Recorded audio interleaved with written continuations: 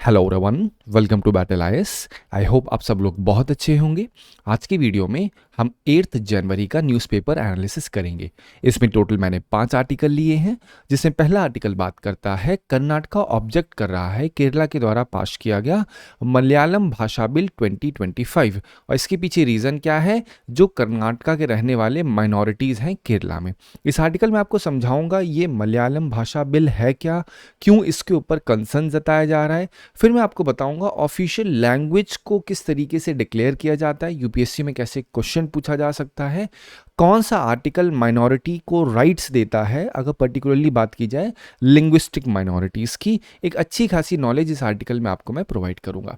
Next article बात करता है कांग्रेस एलेज कर रही है फॉरेस्ट लॉ में जो चेंजेस किए गए हैं, जिसकी वजह से प्राइवेटाइजेशन होने के चांसेस काफ़ी ज़्यादा हो चुके हैं, पर्टिकुलरली जो फॉरेस्ट का मैनेजमेंट होता है। यहाँ पे आपको बताऊंगा कौन कौन से अमेंडमेंट्स हुए हैं, यहाँ पॉलिटिकल एस्पेक्ट नहीं बल्कि लीगल एस्पेक्ट में क्या क्या अमेंडमेंट्स किए गए हैं, किस तरीके से वहाँ पे प्राइवेटाइजेशन अगर होगा तो कैसे इम्पैक्ट करेगा, वो मैं आपके साथ डिस्कस करूँगा।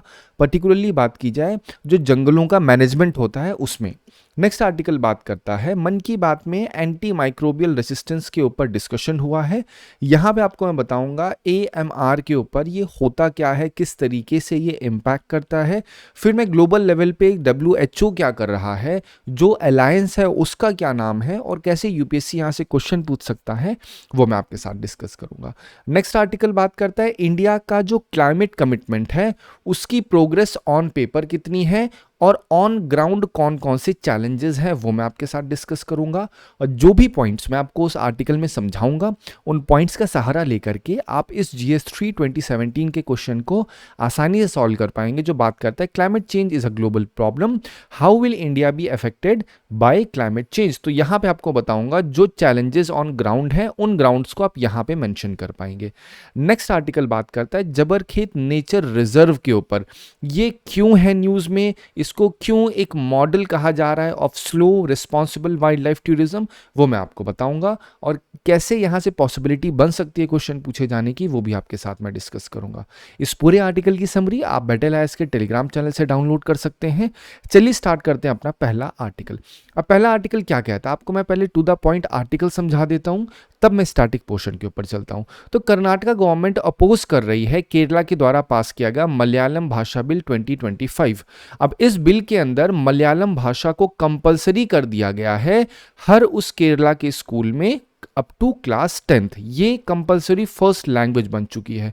तो अब जो कर्नाटका का डेलीगेशन है वो केरला के गवर्नर से मिल करके कहा कि भैया ये जो बिल पास हो रहा है ना, इसको एसेंट आप मत दीजिए, क्योंकि कर्नाटका ने कहा है कि ये जो बिल अनकॉन्स्टिट्यूशनल है, क्योंकि वॉयलेट कर रहा है आर्टिकल 350 और 350A।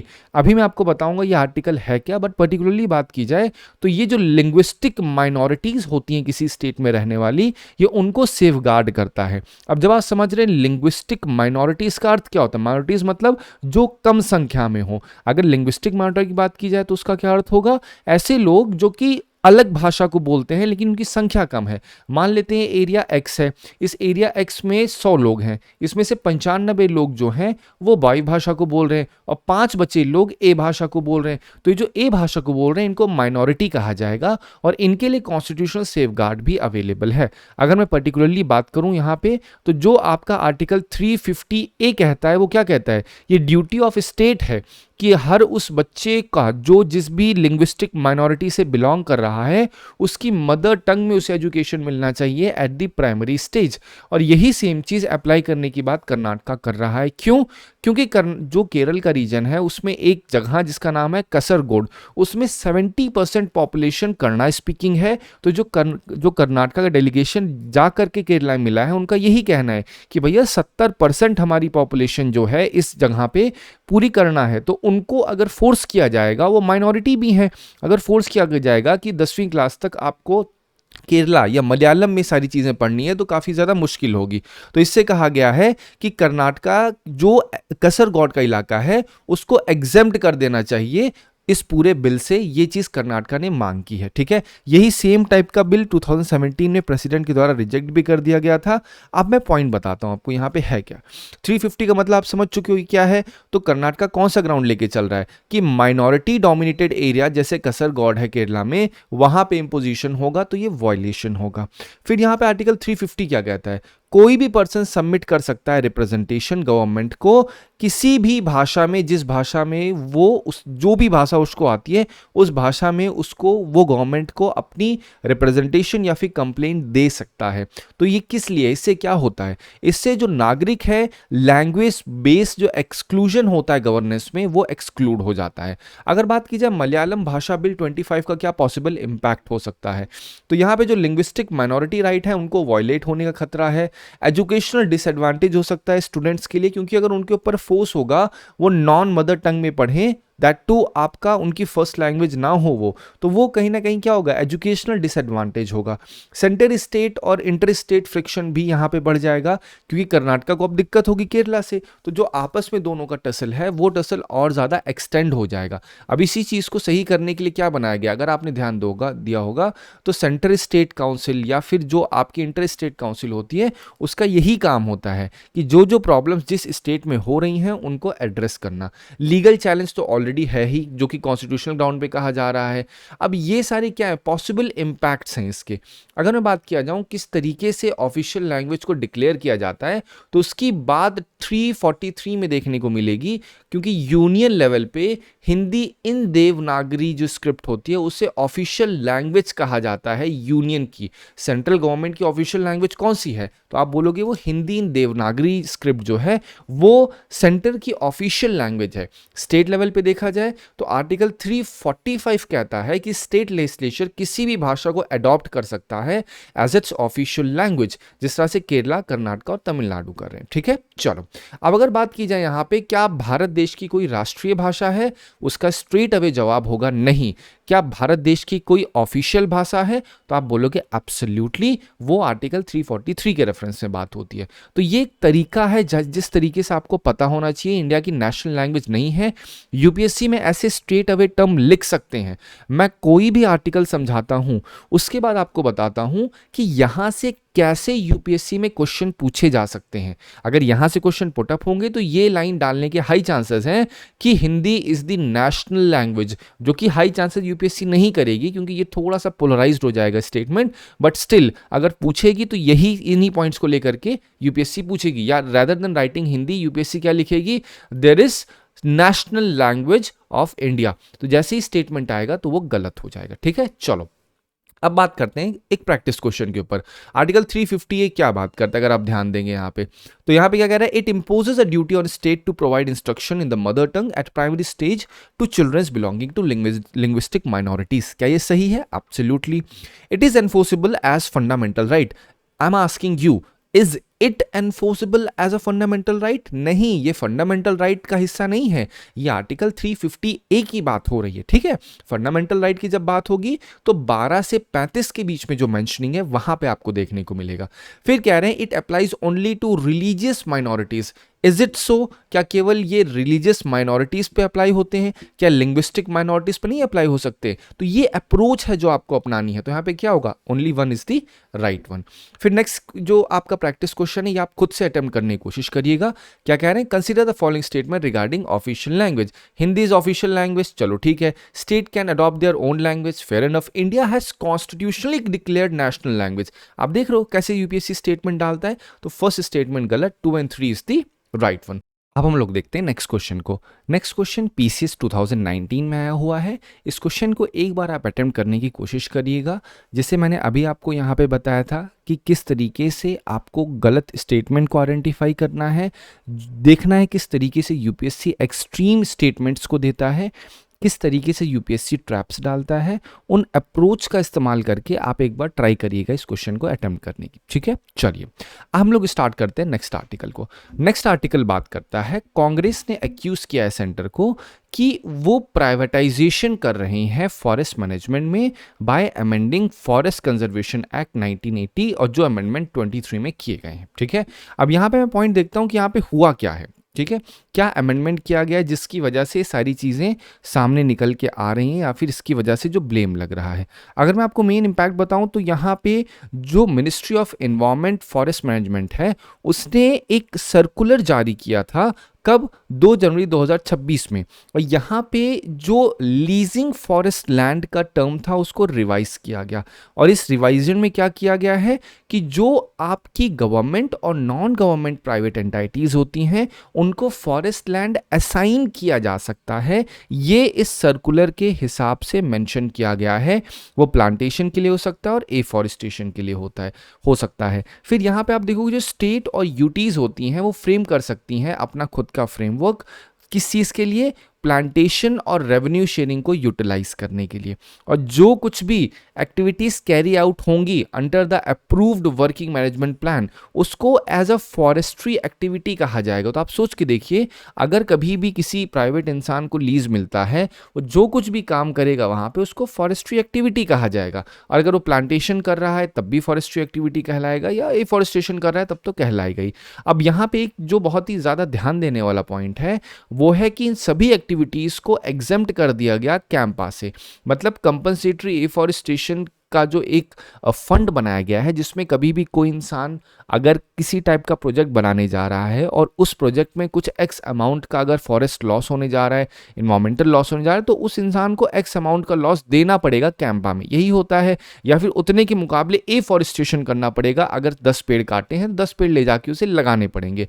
लेकिन यहाँ पे जो कुछ भी रखा गया है, जो रिविजन किया गया है या जो अमेंडमेंट लाया गया है उसमें इसको एग्जेम्प्ट कर दिया गया है कैंपा से। तो ये एक काफ़ी ज़्यादा कंसर्निंग चीज़ है जो कि कांग्रेस ने एक्यूज़ की है। अगर मैं बात बताऊं इसका इम्पैक्ट क्या होगा, इससे जो लीजिंग होती है फॉरेस्ट लैंड की प्राइवेट एंटाइटीज को वो ईजियर हो जाएगी। आज आपको वही में प्राइवेट रिजर्व के ऊपर एक और आर्टिकल मैंने रखा है।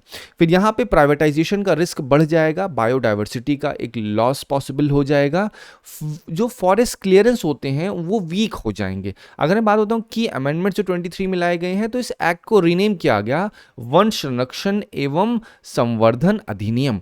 इसका उद्देश्य क्या है? प्रोटेक्ट करना, साथ ही साथ इसमें बहुत सारी चीज़ें एग्जेम्प्ट भी की गई हैं। प्रोटेक्शन जो रखे गए हैं वो लिमिटेड हैं, लेकिन जो एग्जेम्पशन है वो आपका डिफेंस के लिए बॉर्डर प्रोजेक्ट्स का भी एग्जेम्पशन डाला गया है।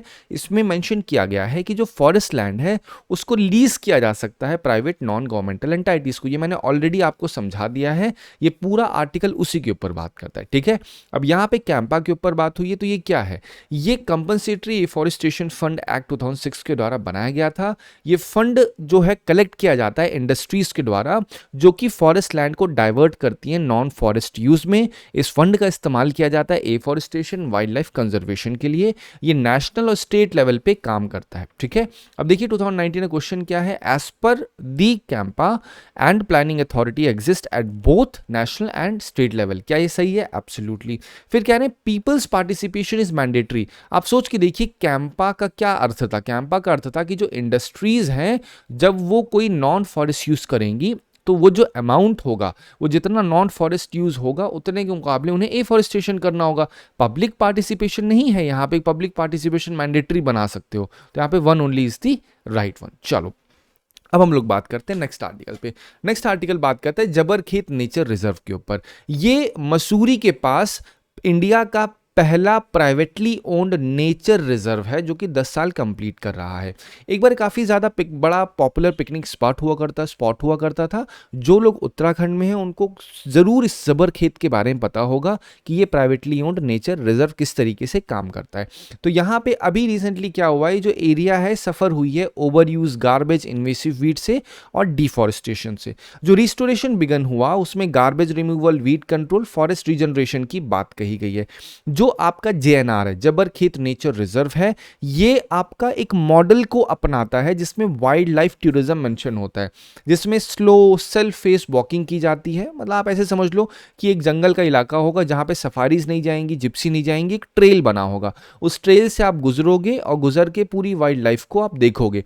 तो इसमें क्या है, वाइल्ड लाइफ को प्रायोरिटी दी जाती है। जैसे बाकी क्राउडेड सफारीज जहां पे होती हैं वैसा सिस्टम यहाँ पे नहीं रखा गया है। और जो यहाँ पे लोकल विलेजर्स होते हैं उनको ट्रेन किया गया है एज गाइड और कंजर्वेशन वर्कर्स, ताकि लाइवलीहुड बेनिफिट भी लिया जा सके। अगर मैं बात बताऊं, यहाँ पे जो जबरखेत नेचर रिजर्व है ये रिच बायोडाइवर्सिटी को होस्ट करता है, starting from leopard, deer, bear. ठीक है, चलो अब यहाँ पे पॉइंट अगर बात की जाए, लेसन्स क्या है जबरखेत नेचर रिजर्व से, अगर देखा जाए तो अगर स्लो टूरिज्म जो होता है वो काफी ज्यादा अच्छा होता है कंपेयर टू मास टूरिज्म, अगर फोकस है कंजर्वेशन के ऊपर। अगर कंजर्वेशन है उद्देश्य तो वहां पे हमें स्लो टूरिज्म करना पड़ेगा। ऐसा नहीं है कि भागा दौड़ी में सफारी जा रही है, गाड़ियां चल रही हैं, उनसे एमिशन हो रहा है, बजाय इसके स्लो टूरिज्म जो रहेगा उसमें कंजर्वेशन को भी वरीयता दी जा सकेगी। फिर यहाँ पे रिस्टोरेशन वर्क जो होता है वो वाइल्ड लाइफ को रिवाइव कर सकता है। प्राइवेट रिजर्व्स वर्क कर सकते हैं अगर कंजर्वेशन फर्स्ट ऑब्जेक्टिव रखा जाए, प्रॉफिट फर्स्ट ऑब्जेक्टिव को साइड कर दिया जाए, मतलब रहे प्रॉफिट मोटिव बट वो सेकेंडरी रहना चाहिए। लोकल कम्युनिटी का इन्वॉल्वमेंट रहेगा, नेचुरल हैबिटेट को ज्यादा वरीयता दी जाए कंपेयर टू आर्टिफिशियल ब्यूटिफिकेशन। तो ये सारे लेसन्स हैं जो हम ले सकते हैं। फिर आप देखो जबरखेत नेचर रिजर्व के बारे में क्या है, तो यहाँ पे आप सी ऑप्शन देखेंगे, इंडिया का first privately own nature reserve है उत्तराखंड में। ठीक है, चलो अब बात करते हैं नेक्स्ट आर्टिकल में। नेक्स्ट आर्टिकल बात करता है इंडिया का क्लाइमेट चेंज या इंडिया का जो क्लाइमेट कमिटमेंट है उसकी प्रोग्रेस पेपर पे कितनी है और ग्राउंड पे क्या उसकी रियलिटी है। ठीक है, तो इंडिया का जो क्लाइमेट प्लेज है अंडर पेरिस एग्रीमेंट वो बेस्ड था कॉमन बट डिफरेंशिएटेड रिस्पॉन्सिबिलिटीज पे। इसका अर्थ क्या है, अगर 10 लोग हैं, 10 लोग में कहा जाए भैया 10 को जरूरत तो एक एक्स कॉमन चीज की है, लेकिन इस एक्स कॉमन चीज को हर एक इंसान अलग अलग तरीके से इसकी रिस्पॉन्सिबिलिटी उसके ऊपर आएगी।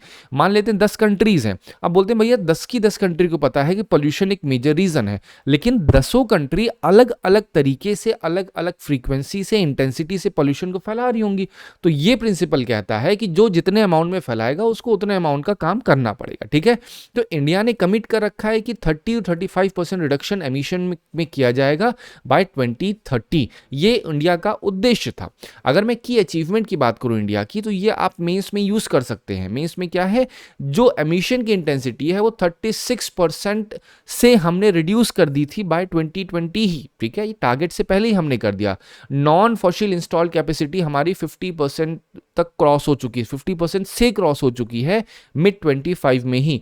हम रैपिड सोलर एक्सपेंशन कर रहे हैं, जिसमें सूर्य घर योजना भी आपने देखा 2025 में, उसके ऊपर क्वेश्चन भी पूछा गया था। फॉरेस्ट का कार्बन सिंक का टारगेट भी हम बहुत ज्यादा अच्छे तरीके से अचीव करने की कोशिश कर रहे हैं।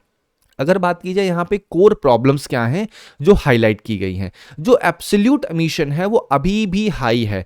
कोल अभी भी 70% से ज़्यादा इलेक्ट्रिसिटी जनरेट कर रहा है। अब इसकी वजह से क्या होगा, एमिशन ज़्यादा होगा तो हम टारगेट से अपने दूर रहेंगे। रिन्यूएबल एनर्जी जो है या रिन्यूएबल कैपेसिटी है that is not equal to actual generation, मतलब रिन्यूएबल कैपेसिटी x है और एक्चुअल जनरेशन बहुत डिफरेंट है। मतलब अगर 100 हो कैपेसिटी तो है लेकिन जनरेट खाली 4-5 हो रहा है, ये भी एक बड़ा चैलेंज है। जो एनर्जी का स्टोरेज है वो भी बहुत कम है हमारे पास, स्टोरेज गैप भी काफ़ी बड़ा रीज़न है। जो फॉरेस्ट गेन है उसमें मेनली प्लांटेशन ड्राइव हो रही है, एक्चुअल में इकोलॉजिकल रिस्टोरेशन नहीं हो रहा है। लोगों को अगर कोई नुकसान पहुंचाने कह रहे हैं भैया चलो पेड़ लगाओ, पौधे लगाओ, लेकिन पेड़ पौधा लगाना इज नॉट समथिंग जिससे आप क्लाइमेट चेंज को बचा पाओगे। आपको इकोलॉजिकल रिस्टोरेशन करना पड़ेगा। It should not be just on paper, it has to be in spirit to make sure that whole environment is safeguarded, and that can only be done when community participation, when grass root participation is done by each and every person of society. So ये क्या बताता है, ये बोलता है कि अगर आपको कुछ भी करना है तो हर एक का साथ लेकर के चलना बहुत जरूरी है, अगर पर्टिकुलरली बात की जाए क्लाइमेट चेंज के रिगार्ड में। अगर मैं बात करूं वे फॉरवर्ड क्या है यहाँ पे, तो हमें जो इंटेंसिटी गेन है, हमें rather than intensity gain focus करना होगा एब्सोल्यूट एमिशन रिडक्शन पे। हमें कोल को फेस डाउन करने के लिए रोड मैप बनाना होगा। जो हमारे पास स्टोरेज नहीं है, जो हम अगर मान लो इलेक्ट्रिसिटी बना रहे हैं तो उसको स्टोर कहाँ कैसे करेंगे वो भी हमें अच्छे से करना पड़ेगा। ठीक है, फिर देखिए यहाँ पे 2016 में क्वेश्चन क्या पूछा गया है, intended nationally determined contribution is sometimes seen in the news in the context of what. तो ये क्या बताता है, ये सिंपल बताता है कि जितना आप एक कंट्री डिसाइड कर रही है कि वो इस एक्स अमाउंट में पोल्यूशन को रिड्यूस करेगी, उसे हम लोग कहते हैं नेशनली डिटरमाइंड कंट्रीब्यूशन। अब ये यही सेम चीज़ अगर आप पढ़ोगे ए बी सी और डी में, तो यहाँ आपको समझ में आएगा कि plan of action outline by countries of world to combat climate change. तो जब मैं कह रहा हूँ प्रदूषण, तो इसमें एक एड ऑन रहेगा, क्लाइमेट चेंज को भी टैकल करने के लिए कंट्रीज बताती हैं कि कितना कंट्रीब्यूट करेंगी जिससे क्लाइमेट चेंज को कॉम्बैट किया जा सके। फिर देखिए 22 में क्वेश्चन क्या पूछा गया, कॉमन बट डिफरेंशिएटेड रिस्पॉन्सिबिलिटीज। अब यहाँ पे क्या है, अगर आप ध्यान दोगे तो यहाँ पे reduction of green house gas emission की बात हो रही है। बाकी अगर ध्यान से देखो, मैंने आपको ऑलरेडी बता दिया है कॉमन बट डिफरेंशिएटेड रिस्पॉन्सिबिलिटीज का अर्थ क्या होता है। आपको ये चीज के ऊपर 4 से 5 लाइन जरूर एक बार लिख लीजिएगा, मेंस पर्सपेक्टिव के लिए काफी ज्यादा जरूरी है, स्पेसिफिकली जीएस पेपर 3 के रिगार्ड में अगर देखा जाए। ठीक है, चलो अब हम प्लेसेस इन न्यूज़ के ऊपर थोड़ा सा आपके साथ डिस्कशन करें। तो यहाँ पे एलिप्पो जो प्लेसेस इन न्यूज़ में है, सीरिया में है। ठीक है, यूपीएससी ने इसके ऊपर क्वेश्चन ही पूछा है। एडिन कहाँ पे है, यमन के रिगार्ड में बात होती है। अगर आप ध्यान देंगे, ये रहा एलिप्पो, कहाँ पे है, सीरिया। तो दिस इज द रीजन मैंने ये जो प्लेसेस इन न्यूज़ का आर्टिकल या छोटा सा स्नैप लिया है, ताकि आपको एक अंडरस्टैंडिंग हो सके कि यूपीएससी कैसे जनरली क्वेश्चन को पुटअप करता है। ठीक है, चलिए अब हम लोग बात करते हैं नेक्स्ट आर्टिकल पे। नेक्स्ट आर्टिकल बात करता है, रिसेंटली मन की बात में प्राइम मिनिस्टर नरेंद्र मोदी ने हाईलाइट किया था एंटी माइक्रोबियल रेसिस्टेंस के ऊपर। ये एक मेजर इमर्जिंग हेल्थ थ्रेट है। अब यहाँ पे आईसीएमआर के डेटा को साइड करते हुए कहा गया है एंटीबायोटिक्स जो हैं अब लेस इफेक्टिव होती जा रही हैं अगेंस्ट निमोनिया और यूटीआई। ठीक है, जिसे यूरिनरी ट्रैक्ट इन्फेक्शन भी कहते हैं। अगर मेजर प्रॉब्लम्स बताई जाए एएमआर में, तो क्या है, जो इरेशनल यूज हो रहा है एंटीबायोटिक्स का, over use, miss use, self medication जो लोग कर ले रहे हैं, उससे बहुत ज़्यादा प्रॉब्लम हो रही है। डेंजरस क्यों है, क्योंकि बैक्टीरिया अडेप्ट कर लेंगे और रेसिस्टेंट बन जाएंगे। कॉमन इन्फेक्शंस जो हैं वो रिस्पॉन्ड करना खत्म कर देंगे मेडिसिन को, और इससे लॉन्गर इलनेस होने का ज़्यादा खतरा बढ़ जाएगा। तो ये सारे क्या हैं, ये सारे डेंजर्स हैं जो होने के खतरे और ज़्यादा सीवियर कर देंगे। अब यहाँ पे क्या है लिखा हुआ है, NARS नेट। ये क्या है, national anti microbial resistance surveillance network. 2013 में इसे लॉन्च किया गया था। NCDC इसकी नोडल मिनिस्ट्री है। इसका उद्देश्य क्या है, मैग्नीट्यूड को ट्रैक करना, ट्रेंड को देखना और पैटर्न को देखना, किसकी, एंटी माइक्रोबियल रेसिस्टेंस का। तो इसीलिए नार्स नेट प्रोडक्ट जो है वो बनाया गया था। अगर मैं ग्लास की बात करूं, तो ये WHO लेवल पे global anti microbial resistance and use surveillance system बनाया गया है। इसका पर्पस क्या रहता है, कलेक्ट करना, एनालाइज करना और शेयर करना ग्लोबल का एंटी माइक्रोबियल रेसिस्टेंस का डेटा, और पता चल सके कि दुनिया भर में एंटी माइक्रोबियल का यूज किस तरीके से कहाँ हो रहा है। कवर क्या होता है, बैक्टीरियल पैथोजेंस की प्रायोरिटी दी जाती है कि उसको देखा जाए, उससे डेटा को निकाला जाए और शेयर किया जाए। एंटीबायोटिक्स का जो कंजम्पशन होता है, ओवर यूज होता है, उसको भी यहाँ पे कंसीडर किया जाता है। तो ये तरीका क्या है, ये सारी चीजें यूज की जा रही हैं ताकि AMR बैटल को जीता जा सके। ठीक है, चलिए आई होप आपको इस आर्टिकल से मदद मिली होगी। Thank you so much for watching this video.